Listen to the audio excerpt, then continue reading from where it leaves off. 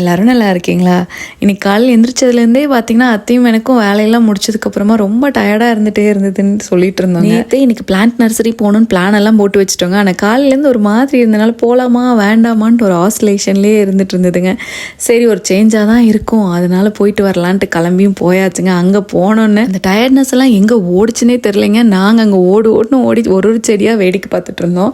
இங்கே வந்ததே ஆக்சுவலாக பார்த்தீங்கன்னா இந்த காகிதப்பூ இருக்கும் இல்லைங்க, அது இங்கே நிறைய கலர்ஸில் இருக்கும்னு சொன்னாங்க அத்தை. சரி பார்க்கலாம் அப்படின்னு தாங்க வந்தது. முதல்ல உள்ள என்னென்னலாம் இருக்குன்னு வேடிக்கை பார்த்துட்டுங்க. அதுக்கப்புறமா கடைசியாக இந்த காகித பூ செக்ஷனுக்கு வந்தாச்சுங்க. பாருங்க எவ்வளோ அழகழகு கலரில் இருக்குது. இங்கே இந்த ஒரே செடியில் 3 கலர் பூ வர மாதிரி வந்து கிராஃப்டிங் பண்ணி வச்சுருப்பாங்க. நாங்கள் அதுதாங்க வாங்குறதுக்கு வந்தது. ஆனால் அங்கே பாருங்களேன் ரொம்ப லைட் கலர்ஸாக இருக்குதுங்க அந்த 3 கலர். அதுக்கு பின்னாடி அழகழகு கலர் பார்த்துட்டு இது எடுக்கிறதுக்கு மனசே இல்லைங்க. மரம் மாதிரி வளரும் இல்லைங்க, அது எடுக்கிற பிளானே இல்லைங்க. மினியேச்சர் வெர்ஷனில் எடுக்கலாம் தாங்க. பின்னாடி வந்து அழகழகு கலரை பார்த்துட்டுங்க அதுலேயே வந்து மினியேச்சராக என்னென்ன இருக்குன்னு தேடி ஒரு 4 கலர்ஸ் எடுத்துகிட்டு வந்தாச்சுங்க. அது என்னென்னு இன்னொரு வீடியோவில் நான் காட்டுறேங்க. ஸோ காரை அப்படியே செடியால் நொப்பிட்டு வீட்டுக்கு வந்து எல்லாம் இறக்கி வச்சுட்டு கோவிலுக்கும் வந்தாச்சுங்க.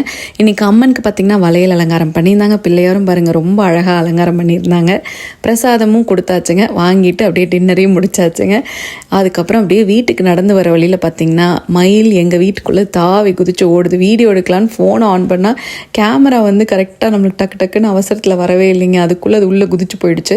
நாயும் வந்து அது விரட்டி விட்டுருச்சுங்க. சரின்ட்டு அதை எடுக்கலான்னு பார்த்தாங்க, அது மாடி மேலே ஏறி போய் அந்த பக்கமாக ஓடி போயிடுச்சுங்க. இன்றைக்கிட்டே ரொம்ப நல்லபடியாக போச்சுங்க. தேங்க்ஸ் ஃபார் வாட்சிங்.